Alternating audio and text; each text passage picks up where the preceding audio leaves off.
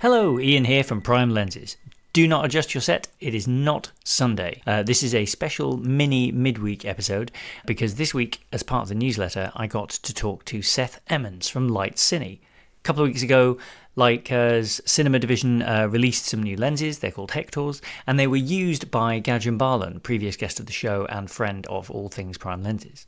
He made some really interesting films with them and did some deep dive stuff, and I thought, well, it'd be fun to sit down with someone, given that we are a show ostensibly about lenses, when there are new but kind of old feeling lenses out in the world. I found it kind of fascinating. I was put in touch with Seth and he was gracious enough to sit down in between trips and busy promotion schedules. So here is my conversation with Seth. Launching new lenses seemed like a good excuse to reach out and talk to you because I'm fascinated by what goes into the decision to like, we have a world of glass in front of us, and with photography lenses, oftentimes the motivating factor is, I think, weight or performance of some sort, like, apochromatic lenses, like, seeking perfection. But it seems to me that in the last few years, in terms of, at least especially in Hollywood, in movies, when you look at movies like Poor Things using very strange lenses on purpose to get a weird look, that something else is going on and that maybe there's a pursuit of something different. So whereas still photography is pursuing optical perfection and precision, that maybe movie and cinema photography have different needs, and that's where I wanted to talk to you about what is the superhero origin story of these lenses. That's a fascinating topic, and there's a couple of different ways we can dive into this. So as you alluded to, there is this trend in Hollywood where optics are kind of the point of the spear of image creation, much more so than any of the other elements of production. And there is there's a reason why that's the case right now. So we can go into that, or we can, focus on, we can jump into present day and talk about why these lenses fit with, the modern aesthetic. So I would tell as much of the story as you'd enjoy telling. Sure. I think there's one big thing that separates cinematography and photography, especially at the level of a studio or, a larger creation. And in photography, the photographer is the director, the photographer, and the editor. They are in control of the image through the entire pipeline. In the Hollywood system, in studio and television, that's not the case. The person that's in charge ultimately is the director. So the cinematographer has a limited opportunity to put their stamp on what that image is going to look like, because they're not always invited into the post-production part of things where the looks can get tweaked and changed, and images can be cropped in, images can be modified dramatically, elements can be completely replaced at this point. So there's an idea of having ownership over the image in cinematography that makes the point of capture so critical for telling the story. And that's why cinematographers are so interested in what, in photography, often you're capturing a raw image and you're going to go in later and you're going to make it your own. It's not like you're capturing a JPEG and immediately uploading it, to the gallery to print. You're going to do some manipulation. So in cinematography, one of the main ways that they do control images is with the lenses. And since the advent of digital cinematography, this is the story that is told. The mythology of the fairy tale is that since digital cinematography, everything looks clean, everything looks the same. How can we change that? We can use lenses. That's the exciting thing to make the image look different. Never mind that there are things like filters, which have been used for 100 years to do the same thing. Never mind that you're going to do it with your lighting as well. That's not as sexy to talk about, but lenses are. So it's true that digital sensors do provide a lot more information, resolution, clarity, and sharpness than film grain, than celluloid does, unquestionably. So how do you make it your own when you're already at this peak of information? You start to take things away. Every good image maker knows that composition is often about removing things rather than adding to it. So when you remove information by using old lenses or lenses that have less resolving power, that have fall off toward the edges, that have contrast differences, you're then able to make something that is more your own, is more of what you're trying to say.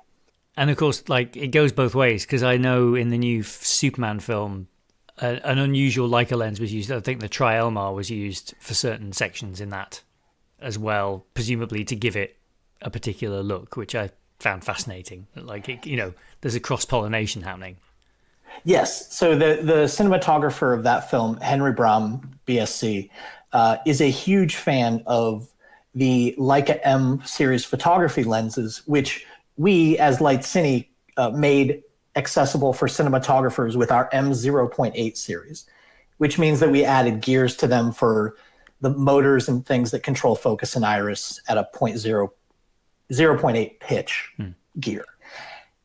He's used that combination on maybe 7 major feature films in a row. Guardians of the Galaxy, like everything he's done with James Gunn, right, and beyond that has used these lenses.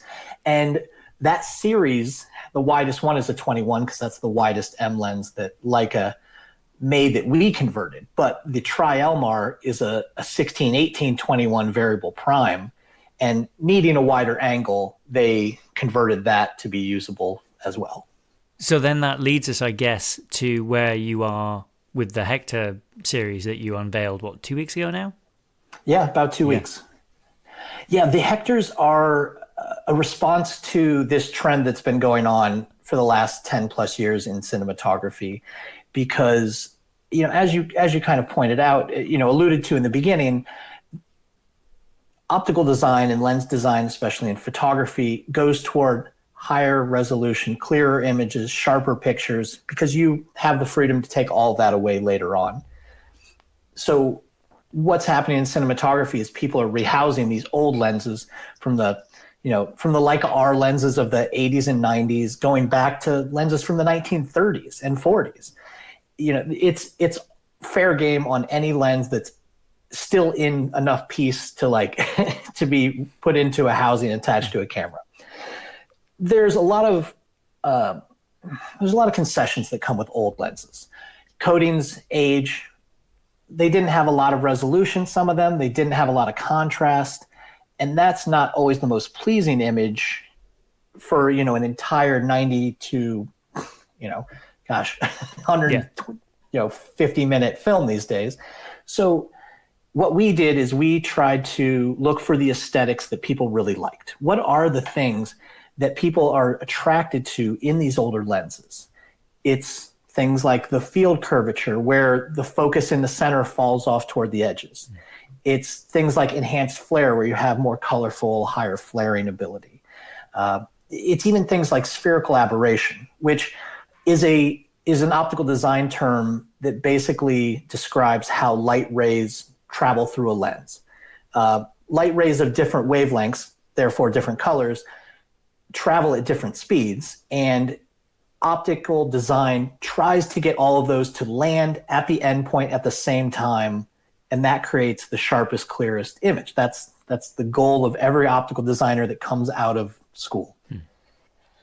When they don't land at the exact same time, which was the case when optical design was done with pencils and paper and slide rules and whatever, they have a softer maximum focus. They have a lower maximum resolution. And there's some other interesting things that happen with the bokeh and out of focus elements. So we identified a lot of these attributes and said, okay, we want to try to design a modern lens using modern technology that's going to exhibit these characteristics, but where is the pain point with using old lenses? A lot of them are mismatched in size. A lot of them are mismatched in aperture because they weren't designed maybe to be a set, especially if it's a photography lens being converted. Low contrast, another issue. So we tried to take what's old and what's good about new and put those together in a lens. But then we went one extra step, beyond doing that and said, let's try to design it for mirrorless mounts rather than the traditional cinema mounts of PL and now LPL, which have a basis in spinning mirror film camera design, which makes a very high flange depth distance from the back of the lens to the sensor. The closer you can get a lens to the sensor or the film plane, the less work that lens has to do. And so that was our whole thing. It was like, let's take all these ideas, let's make it in a really small, compact housing with all the little mechanical things that cinematographers need and photographers also like, and see what happens. Yeah, love it. I really love the idea of being in the room when the mood board stuff goes up of like, right, what are the things we're aiming for here? Because I think this is good product design where you're almost writing the spec sheet for the final product on day one of starting development of like, right, it's going to do this, it's going to do this, it's going to be like this. And when you say the mirrorless mounts, is that things like Red cameras? Is that even things like Sony's or like SLs, like the Leica SL system? Is it all of those kinds of cameras? Exactly that. Yeah. So, the photography companies have led the way since the DSLR cameras kind of stopped being produced. They transitioned to mirrorless because of all the advantages and more than what I shared. There's a lot of advantages to a mirrorless over a DSLR system. So it just so happens that many of these photography companies also make motion picture cameras. Sony, Canon, now Fuji, and that some of the cinematography companies like Red, which now is part of Nikon, had also seen the benefit of these close flange depths, mostly to expand the amount of lenses available. The lenses in mirrorless are traditionally much less expensive than professional cinema lenses. So just by the nature of the camera manufacturers trying to, either in the case of like a Sony, to create an ecosystem that goes from, hobbyist to extreme professional that can use all the same mounts, or a company like Leica, which saw an opportunity for a more open format with their L-mount alliance. This has become more of a norm. And really there's really only one camera company in the industry that hasn't done that yet. And so mirrorless is, while not the most widely used choice in film and television, an available choice for almost every production. And presumably the same kind of adaptation you see, because like I speak to friends all the time who are like adapting weird old lenses. Like on Monday, I recorded an episode that's going out in a couple of weeks with Matthew Bitton, and he was talking about loving to adapt. Like his Visiflex is attached to his camera all the time because he's adapting weird glass constantly. In fact, behind me you can't see it, but in the kitchen at the back, I have my Novaflex, which is like that absurd R-mount lens that my M is currently attached to the back of because I've been trying to take a picture of a woodpecker that is elusive right now. Honestly, woodpeckers have like some sort of special sense that like other birds don't care whether you're looking at them from inside a house, but the woodpecker knows. Like it's paying amazing amounts of attention. The minute anything looks like a person moves, he's off. It's gonna be tough to catch that guy. That's amazing. But I assume that the kind of interchangeability adapters and things like that, like a similar ecosystem of third-party things exists that means that you can pretty much mate anything to anything. Very nearly, yes. Yeah, there are a few limitations right now if you give yourself enough flexibility. Yeah. Oh, wild. Fantastic. So with the Hectors, like if you were selling Ian cinematographer, I'm the DP working with James Gunn on Superman 2 and you're pushing these lenses, like what would you say to them is the special sauce? So the special sauce is that you're going to have to do perhaps less work to create what is currently considered to be a cinematic look. So it's a bit funny that modern cinematography is designed by looking older, but that's where we find ourselves. So if you have to add less vignette in post because there's already some shading in the corners, if you don't have to use editing to soften the edges to draw the viewer's attention to the eye, you're already doing that. And another big factor, honestly, and one of the reasons that, again, in that example of Henry Brown, is size. The Hectors are incredibly small, and a lot of cameras are trending smaller and smaller, and cinematographers are wanting to be able to have lenses that match that small size so they can have maximum flexibility. Yeah. They can jump in and out of a car with them. They can have them in a small room. They can easily follow a fight scene while doing handheld without having to shift these giant, 5-pound, 4-pound, prime lenses or even zoom lenses. So I would say that they're ticking a lot of boxes for what cinematographers have on their wish list right now. And the fact that there's really not any mirrorless lenses designed for this format that have this ethos makes them somewhat unique as well. When you were talking there about flexibility and stuff, I was thinking of the behind the scenes stuff for the studio where they were showing how they did that Warner episode with the one shot. I literally was watching that last night.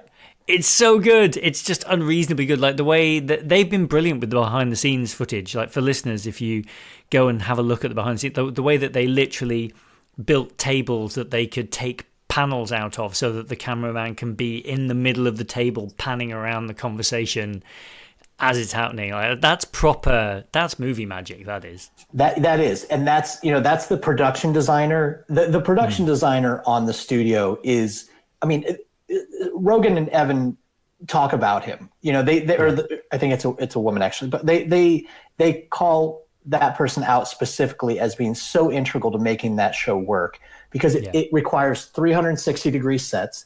It requires lighting that's invisible to the camera if it spins around. The crew has to be invisible. It's brilliant. It's a really brilliantly executed show. Yeah, and on top of that, it's fun. I think for people like you and me as well who are interested in the craft and how things get made, it tickles my brain in this lovely way that there's like that extra little treat of not only is this thing brilliantly made and really, really funny and really good to watch with lots of in-jokes if you're cine literate, but also just that extra icing on the cake of like, wait till you see how they made it. It's delicious. It's lovely. Oh, fantastic. Well, Seth, thank you so much for jumping on. It's a little bit outside the realms of normal prime lenses, so I was only going to jump in and do a little brief one, but I was really excited to talk to you and sort of learn a little bit more about this world that is adjacent to ours, I suppose.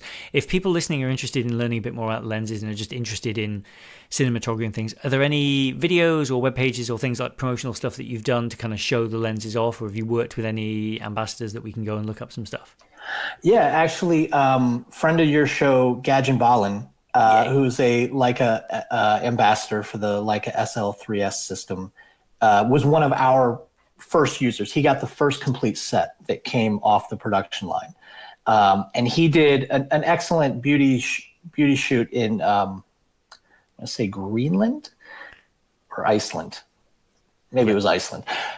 He did a great shoot with them there. And then he did an even more amazing kind of exploration video where he does a full lens test with a professional cinematographer, talking about how to look at the different characteristics of the lenses, how to test flare, how to test bokeh. We have links to that on our website, which is lights, LEITZ-cine.com. So on our website, on the product page for the Hector lenses, you can find a lot of videos and resources from Gadget, from people like Kevin Fickling, who is known in the photography, especially Leica world. He also did a great overview and with sample photos because he approached it from a photographer perspective, which is his main orientation.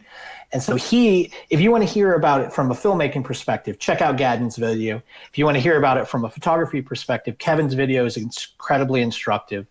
And there's a few other videos from other creators on there too that are really wonderful. Brilliant. That is perfect. And it reminds me, I need to give Kevin a shout. I need to get him on this here show. Give him extra time. He is a wealth of knowledge.